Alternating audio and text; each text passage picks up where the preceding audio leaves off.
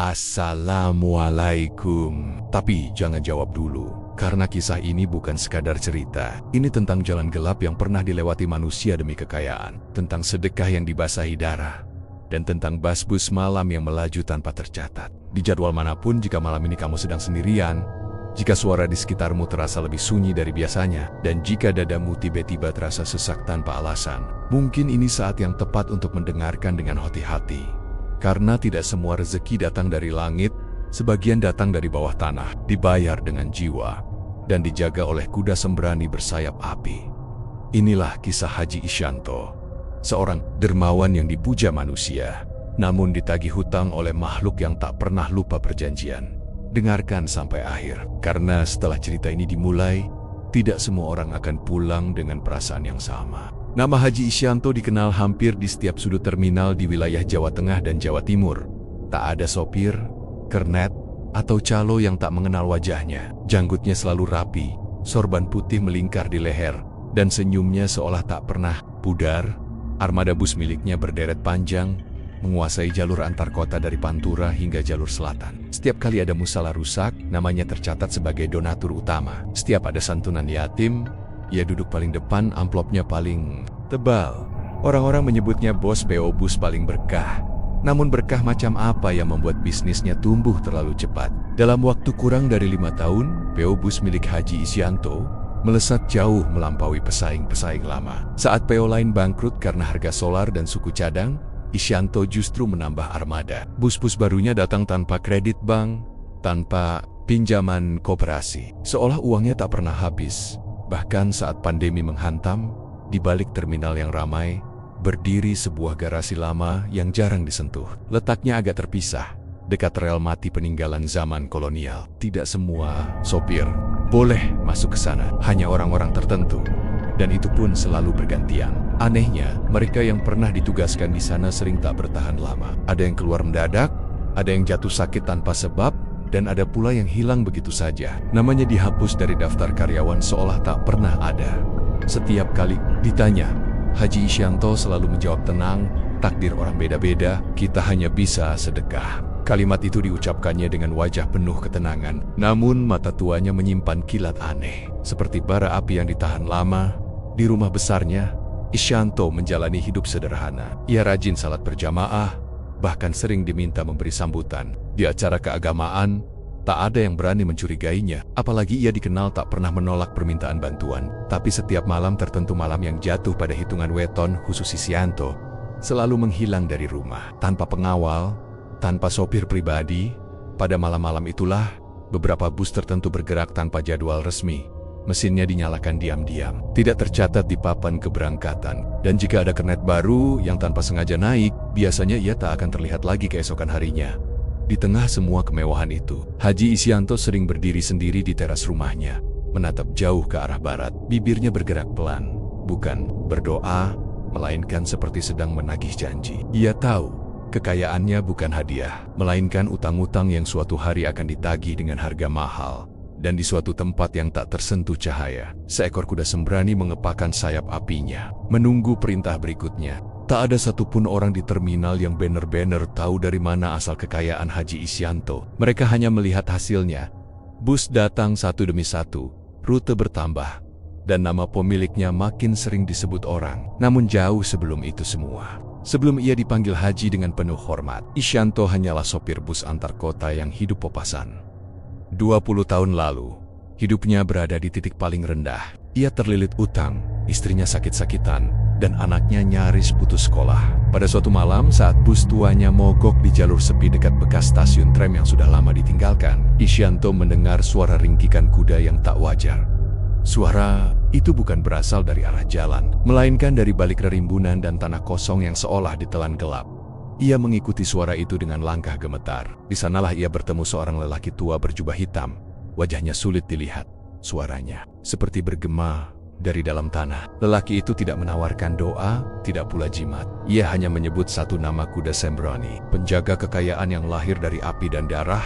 Perjanjian itu sederhana, tapi mengerikan. Kekayaan akan datang cepat, usaha akan melesat tanpa hambatan. Namun setiap keberhasilan besar harus ditebus. Awalnya hanya seekor hewan, lalu meningkat menjadi darah manusia bukan sembarang orang, melainkan mereka yang berada dalam lingkaran usaha Isyanto sendiri.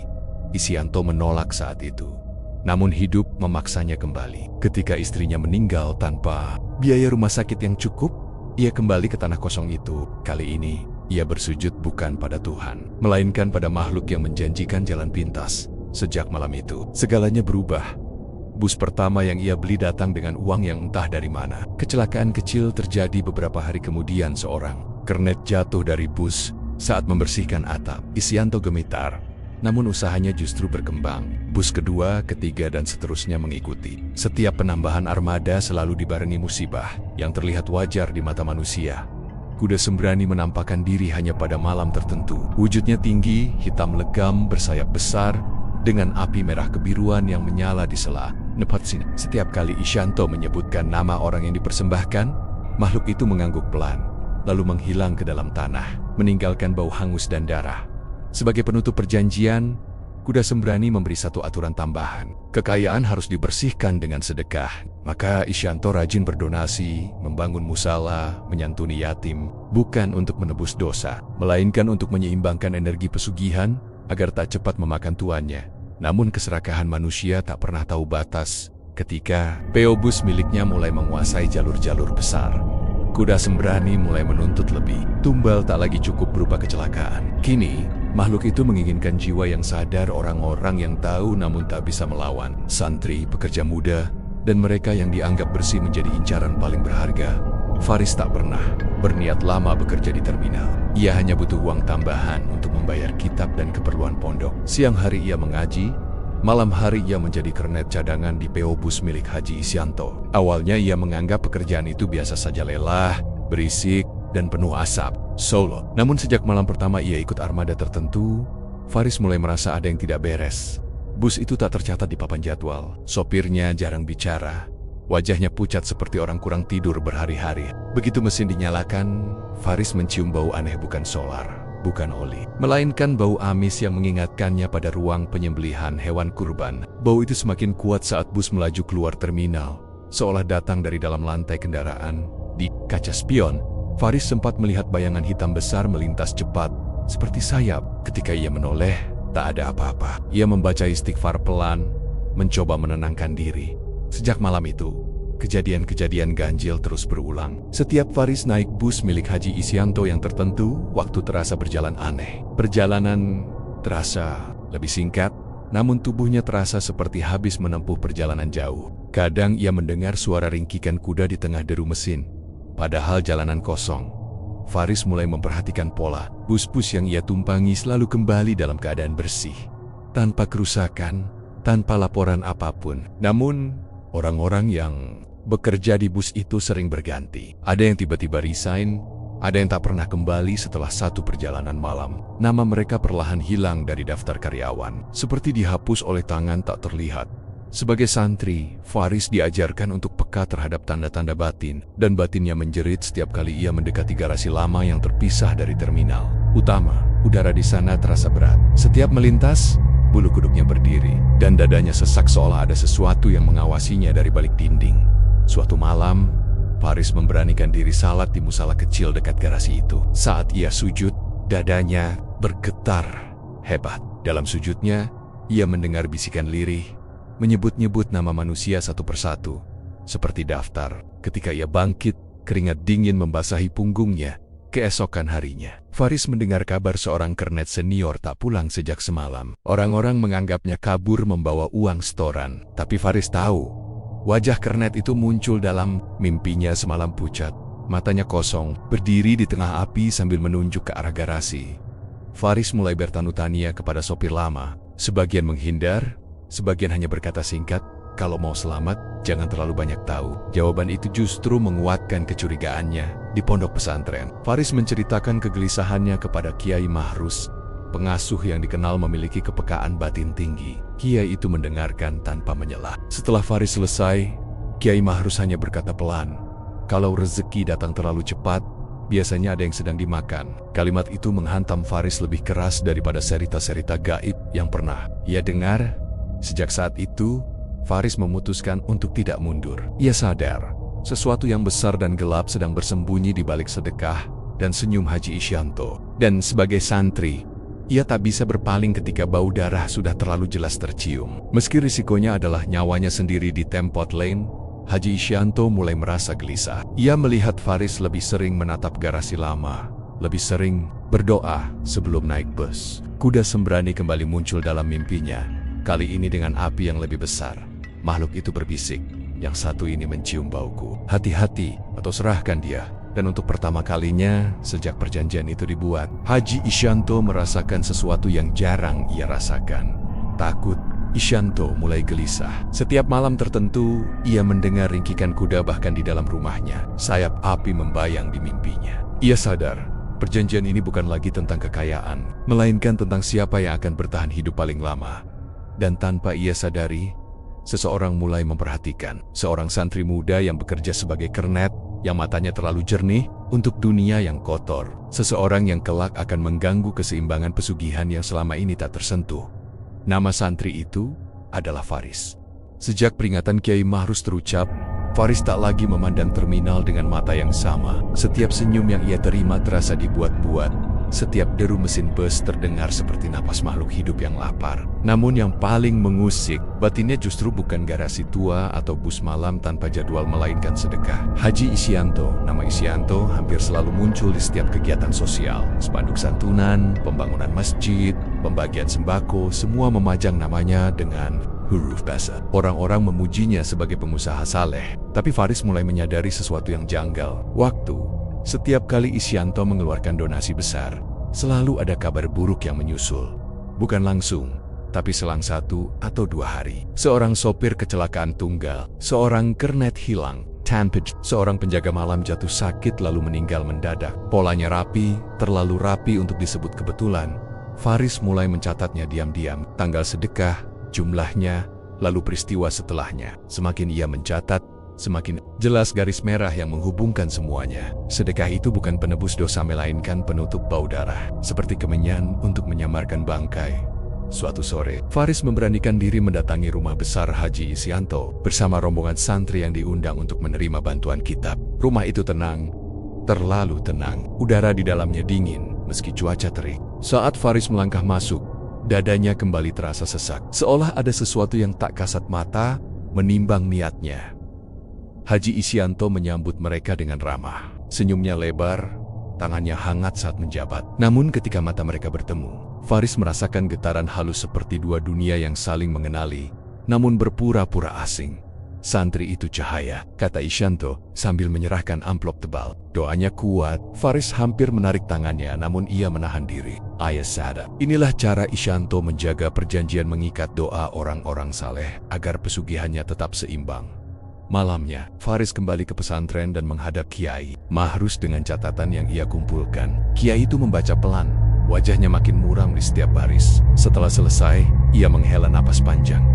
"Ini bukan sedekah," ujar Kiai Mahrus. "Ini penukar nyawa. Darah dibayar doa agar jin itu tidak murka terlalu cepat." Kiai Mahrus kemudian menjelaskan sesuatu yang membuat Faris merinding. Dalam pesugihan tingkat tinggi, jin penjaga kekayaan sering memerintahkan tuannya untuk bersedekah bukan karena jin peduli pada manusia, melainkan agar energi tumbal tersamarkan. Doa orang-orang saleh menjadi kabut, menutupi bau busuk perjanjian darah.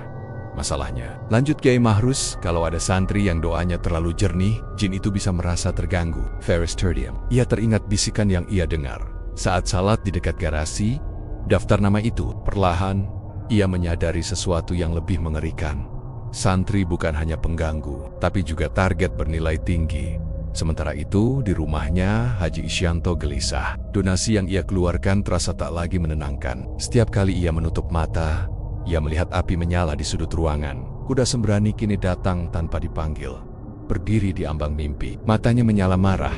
"Doamu mulai tercemar," kata makhluk itu dalam dengung berat. Ada cahaya yang menusuk. Isyanto tahu yang dimaksud. Santri bernama Faris itu. Tatapannya terlalu tajam, doanya terlalu bersih. Ia mulai mempertimbangkan sesuatu yang selama ini ia hindari, menjadikan santri sebagai tumbal naman di sisi lain. Ketakutan mulai tumbuh. Menyentuh santri berarti membuka perang yang berbeda. Bukan lagi sekadar kecelakaan atau penghilangan, melainkan perlawanan spiritual yang bisa berujung pada kehancuran perjanjian. Isyanto berdiri di ruang tamunya, menatap foto-foto dirinya saat menyerahkan bantuan. Senyum itu terasa asing. Untuk pertama kalinya ia bertanya dalam hati, apakah sedekah yang ia lakukan benar-benar melindunginya, atau justru mempercepat saat ketika kuda sembrani akan menagih jiwa yang paling mahal jiwanya sendiri. Dan di pesantren, Faris bertekad. Ia tahu, jika dibiarkan, sedekah berdarah ini akan terus memakan orang-orang tak bersalah. Ia tak tahu bagaimana caranya melawan. Tapi ia yakin satu hal, kebenaran tak bisa dibungkam dengan amplop tebal. Keputusan untuk mendekati garasi tua itu bukan keputusan yang diambil Faris dengan kepala panas. Selama berhari-hari ia berpuasa sunnah, memperbanyak wirid, dan mengurangi jam tidurnya. Ia tahu, tempat yang akan ia datangi bukan sekadar ruang kosong, melainkan simpul dari sesuatu yang selama ini menggerogoti banyak nyawa. Kiai Mahrus tak melarangnya, tapi juga tak mengizinkannya terang-terangan. Ia hanya berpesan satu hal, kalau hatimu ragu, jangan melangkah. Tempat itu tidak memaafkan. Malam Jumat Kliwon dipilih bukan karena keangkerannya, melainkan karena malam itu aktivitas di terminal selalu berkurang. Faris tak sendiri. Dua santri lain ikut bersamanya. Rizal, yang hafal ayat-ayat ruqyah, dan Iman, yang dikenal kuat secara batin meski jarang bicara. Mereka masuk dari sisi rel mati, menyelinap lewat bayangan bangunan tua.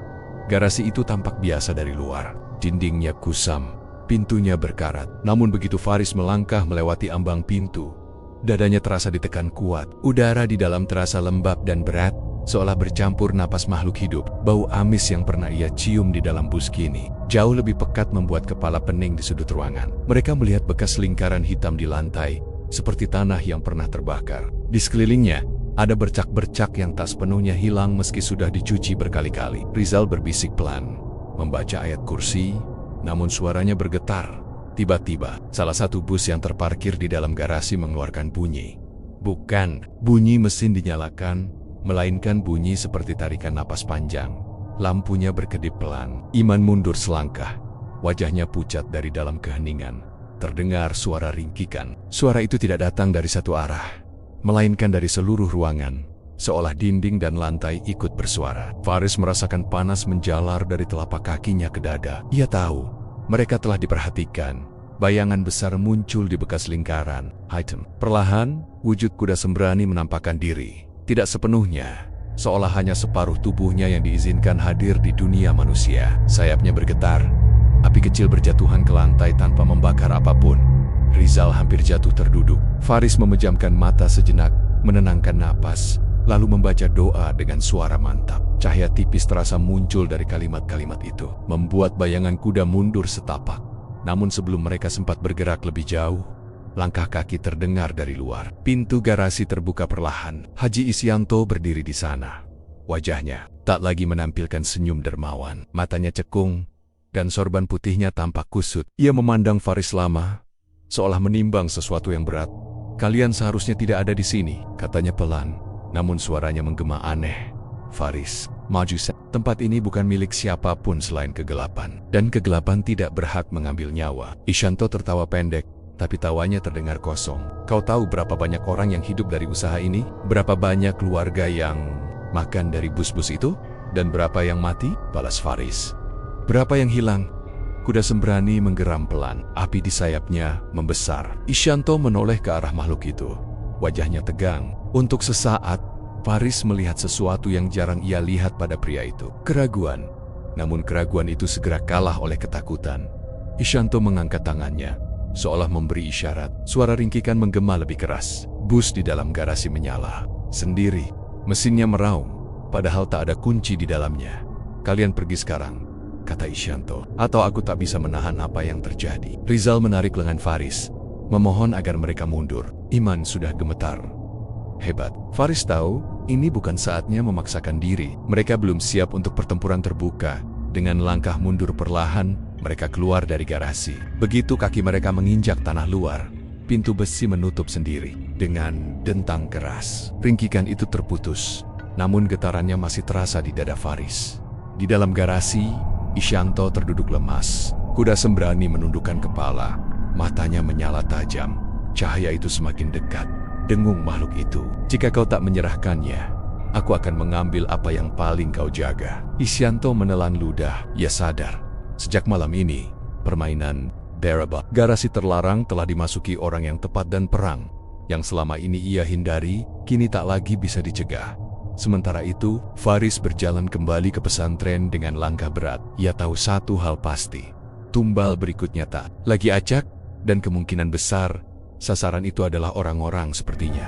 Sejak malam di garasi terlarang itu, suasana terminal berubah drastis. Bukan karena keramaian atau berkurangnya armada, melainkan karena ketegangan yang tak kasat mata. Para sopir menjadi lebih pendiam, kernet-kernet lama mulai menghindar dari jadwal malam, dan beberapa bus tertentu kembali bergerak tanpa tercatat. Seolah sesuatu sedang dipersiapkan, Faris merasakannya sejak bangun tidur. Udara di pesantren terasa berat, seperti menjelang badai. Dalam mimpinya, ia melihat jalan panjang yang dipenuhi bekas tapak kuda terbakar, mengarah lurus ke terminal. Di ujung jalan itu berdiri Haji Isyanto dengan wajah hancur, memanggil-manggil nama orang lain agar menggantikan posisinya. Kiai Mahrus memanggil Faris pagi itu. Wajah kiai tua itu tampak lebih letih dari biasanya. Perjanjian lama mulai runtuh, katanya tanpa basa-basi. Kalau sudah begitu, jin akan meminta harga paling mahal. Harga itu segera tampak seorang santri yatim bernama Amin, yang sering membantu di dapur pesantren,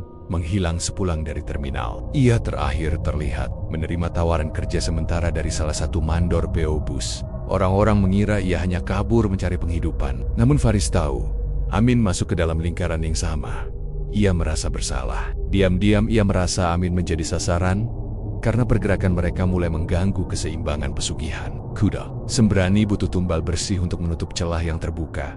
Sementara itu, Haji Isyanto berada di titik terlemah sepanjang hidupnya. Setiap malam ia tak bisa tidur. Ringkikan kuda terdengar bahkan saat ia terjaga. Api kecil muncul di sudut sadet rumahnya, membakar kain, kertas, bahkan uang. Sedekah yang ia keluarkan kini tak lagi menenangkan. Justru semakin ia memberi, semakin keras tuntutan yang datang. Kuda Sembrani muncul di hadapannya dengan wujud lebih utuh dari sebelumnya. Api di sayapnya membesar, napasnya panas. Santri itu hanya pembuka, dengungnya. Masih kurang. Isyanto gemetar. Aku sudah memberi. Cukup. Uang, doa, darah. Keserakahanmu belum lunas, potong makhluk itu. Kau ingin menguasai seluruh jalur Jawa. Itu bukan mimpi kecil. Isyanto terdiam. Ia tahu apa yang diminta selanjutnya. Tumbal yang disiapkan dengan sadar. Bukan kecelakaan, bukan penghilangan samar, melainkan penyerahan langsung. Nama Faris muncul dalam pikirannya. Namun hatinya berontak. Menyerahkan santri yang terang-terangan menentangnya berarti memicu perang terbuka. Maka ia memilih jalan tengah yang lebih pengecut. Menyerahkan santri lain yang lebih lemah. Amin menjadi pilihan. Ritual disiapkan dengan tergesa. Malam itu, salah satu bus bergerak keluar terminal tanpa sopir. Mesin menyala sendiri, melaju ke arah jalur sepi. Di dalamnya, Amin duduk kaku. Matanya kosong, seolah pikirannya ditarik jauh dari tubuhnya. Namun sesuatu yang tak diperhitungkan Isyanto terjadi di pesantren. Faris terbangun mendadak, dadanya sesak. Ia tahu, tanpa diberitahu, Rizal dan Iman, tanpa rencana matang, mereka bergerak, mengikuti firasat yang mengarah ke jalan luar kota. Kiai Mahrus berdiri di gerbang pesantren saat mereka pergi. Ia tak menghentikan mereka. Kalau ini gagal, katanya pelan, kalian mungkin tak kembali. Bus itu ditemukan terparkir di tengah jalan sepi. Mesin mati. Udara panas menyelimuti area itu. Di tanah, bekas lingkaran ritual mulai terbentuk dengan sendirinya. Dari dalam tanah, api kecil muncul. Faris melangkah maju, membaca doa dengan suara bergetar namun tegas. Rizal menyusul dengan ayat-ayat ruqyah. Iman berdiri di belakang, menahan tubuhnya yang gemetar. Kuda Sembrani mulai menampakkan diri. Kali ini bukan sekadar bayangan. Api menyala terang. Makhluk itu marah, namun juga lapar. Di kejauhan, Haji Isyanto datang tergesa, wajahnya penuh keringat dan ketakutan. Ia melihat ritualnya terganggu, dan untuk sesaat, ia ragu. Namun itu justru mempercepat kehancurannya. Serahkan dia, dengung kuda Sembrani, atau aku akan mengambilmu. Isyanto menatap Amin, lalu Faris. Untuk pertama kalinya, ia melihat dengan jelas akibat dari pilihannya. Namun semuanya sudah terlambat. Api membesar, dan perjanjian darah mulai menuntut penyelesaian. Malam itu menjadi batas, tak ada lagi tumbal. Setelah ini entah karena pesugihan berhasil ditutup, atau karena ia akan memakan tuannya sendiri. Dan Faris tahu, jika mereka gagal menghentikan ritual ini, maka Jawa akan mencatat satu lagi kisah tentang kekayaan yang dibangun di atas nyawa orang-orang saleh. Api dari lingkaran tanah itu menjilat udara dengan rakus. Panasnya bukan sekadar panas fisik, melainkan panas yang menekan batin, membuat lutut lemas dan pikiran kacau. Amin tergeletak di tengah lingkaran. Napasnya naik turun tidak beraturan. Matanya terbuka namun kosong, seperti seseorang yang jiwanya ditarik perlahan dari tubuhnya. Faris berdiri paling depan. Tangannya gemetar, bukan karena takut mati, melainkan karena sadar betul bahwa satu kesalahan saja akan mengorbankan nyawa orang lain. Ia menutup mata sejenak, mengingat nasihat Kiai Mahrus, jangan melawan dengan amarah, karena amarah adalah pintu yang paling disukai makhluk itu. Rizal mulai membaca ayat-ayat ruqyah dengan suara lantang. Setiap kalimat yang terucap membuat api di tanah bergetar, kadang mengecil, kadang justru membesar. Iman berdiri dengan kaki tertanam kuat, membaca wirid yang diajarkan khusus untuk menahan gangguan batin. Keringat mengalir deras di wajahnya, namun ia tak mundur setapak pun. Kuda Sembrani kini menampakkan wujudnya hampir sepenuhnya. Tubuhnya tinggi menjulang, sayapnya terbentang lebar, dan api mengalir di sepanjang punggungnya seperti urat darah. Matanya menatap Faris dengan tatapan penuh kebencian namun juga rasa penasaran. Kenapa kalian selalu menghalangi? Tenggang. Suaranya bergema dari segala arah. Manusia sendiri yang memanggilku. Manusia sendiri yang menawarkan darah. Faris membuka mata. Suaranya keluar tenang, meski dadanya terasa akan pecah. Manusia memang sering sesat, tapi bukan berarti kau berhak memanen jiwa sesuka hati. Kuda Sembrani tertawa. Suara itu seperti besi panas digesekkan ke batu. Kau masih muda. Kau belum tahu betapa mudahnya iman digadaikan. Isyanto berlutut di pinggir lingkaran. Tubini gemetar hebat. Ia melihat Amin, lalu menatap Faris, dan akhirnya memandang makhluk yang selama ini memberinya segalanya. Untuk pertama kalinya, ia merasa benar-benar sendirian. Tak ada uang, tak ada doa bayaran, tak ada jabatan yang bisa menyelamatkannya. Aku sudah memberi apa yang kau minta, teriak Isyanto putus asa.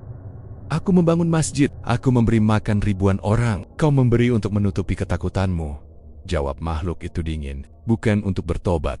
Api mendadak menyambar ke arah Isyanto. Ia menjerit, tubuhnya terlempar nyaris jatuh ke dalam lingkaran ritual. Faris spontan melangkah maju, membaca doa perlindungan dengan suara keras. Untuk sesaat, api itu terbelah, menciptakan ruang sempit di antara mereka.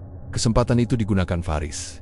Ia dan Rizal bergerak bersamaan, membentuk lingkaran baru di luar lingkaran ritual. Ayat-ayat suci dilantunkan bertautan, saling menguatkan. Iman mengangkat tangannya, menahan serangan batin yang datang bertubi-tubi bisikan. Kenangan buruk, rasa putus asa, semuanya mencoba meruntuhkan pertahanan mereka dari dalam. Kuda Sembrani mengamuk. Sayapnya mengepak kuat, tanah bergetar. Pas yang terparkir di kejauhan menyala sendiri, klaksonnya meraung panjang seperti jeritan. Api menjalar di sepanjang aspal, membentuk jalur yang mengarah langsung ke Faris. Namun Faris tidak mundur. Ia melangkah satu langkah ke depan, tepat di batas api, dan membaca doa penutup perjanjian yang diajarkan Kiai Mahrus. Doa yang tidak memanggil kekuatan lain, melainkan memutus ikatan dengan kesadaran penuh. Doa itu bukan teriakan, bukan ancaman. Ia keluar pelan, namun mantap, seperti keputusan yang tak bisa ditarik kembali.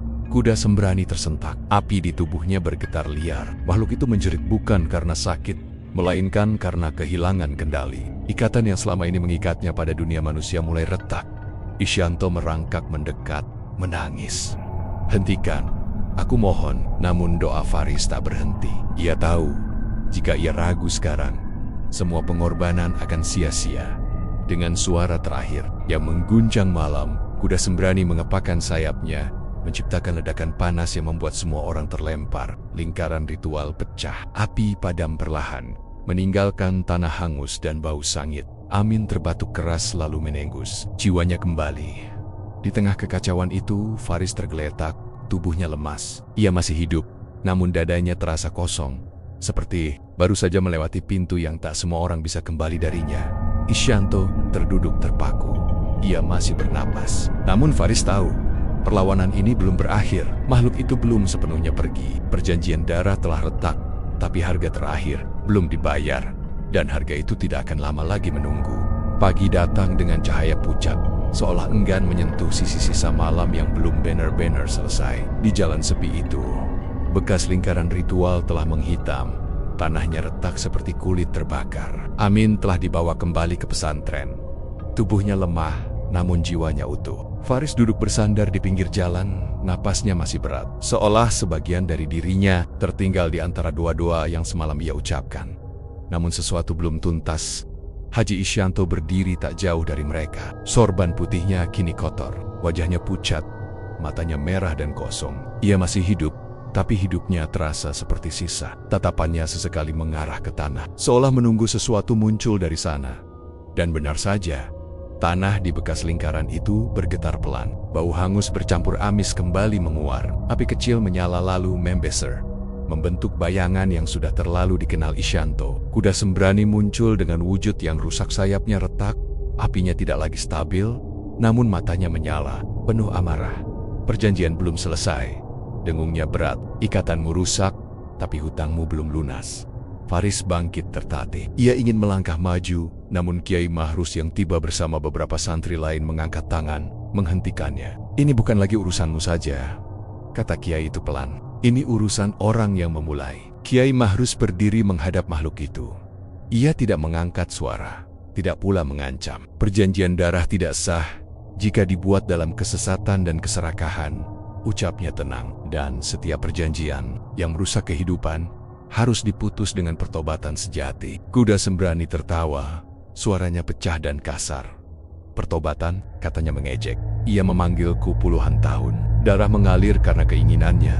Sekarang kau ingin menghapusnya dengan kata. Isyanto jatuh berlutut. Tubuhnya gemetar. Hebat. Ia menatap Kiai Mahrus, lalu Faris, lalu makhluk yang selama ini ia sebut penolong. Aku salah, katanya terbata. Aku takut miskin. Aku takut kehilangan segalanya. Dan karena itu kau memilih mengambil segalanya dari orang lain. Balas Kiai Mahrus lirih. Api di tubuh kuda Sembrani membesar, mengelilingi Isyanto. Makhluk itu mendekat. Napasnya panas. Serahkan dirimu, katanya. Itu yang seharusnya kau lakukan sejak awal. Isyanto menjerit. Namun kali ini, tak ada ritual yang ia ucapkan. Tak ada janji baru yang ia tawarkan. Ia hanya menangis, benar-benar hancur. Untuk pertama kalinya, ia tidak meminta kekayaan, tidak meminta keselamatan. Ia hanya memohon ampun. Tangis itu mengguncang. Sesuatu yang selama ini membatu. Kiai Mahrus melantunkan doa penutup dengan suara berat dan dalam. Santri-santri lain mengikutinya. Doa itu bukan untuk mengusir, melainkan untuk memutus keterikatan. Ikatan antara manusia dan makhluk itu diregangkan hingga batasnya. Kuda Sembrani menjerit keras. Api di tubuhnya bergetar hebat, lalu menambar, balik ke arah Isyanto. Namun kali ini berbeda. Api itu tidak menyiksa, melainkan menarik. Seperti rantai yang ditarik ke arah asalnya. Isyanto terangkat sedikit dari tanah. Wajahnya penuh ketakutan dan penyesalan. Dalam jeritannya terdengar satu kalimat yang hampir tak terdengar. Kalau aku harus membayar, biarlah aku sendiri. Itulah kata terakhir yang keluar dari mulutnya sebelum api itu menelan tubuhnya sepenuhnya. Tak ada darah, tak ada sisa. Hanya bau hangus dan tanah yang perlahan menutup kembali. Seolah tak pernah terjadi apa-apa. Kuda Sembrani menghilang bersamaan dengan api yang padam. Udara mendadak ringan.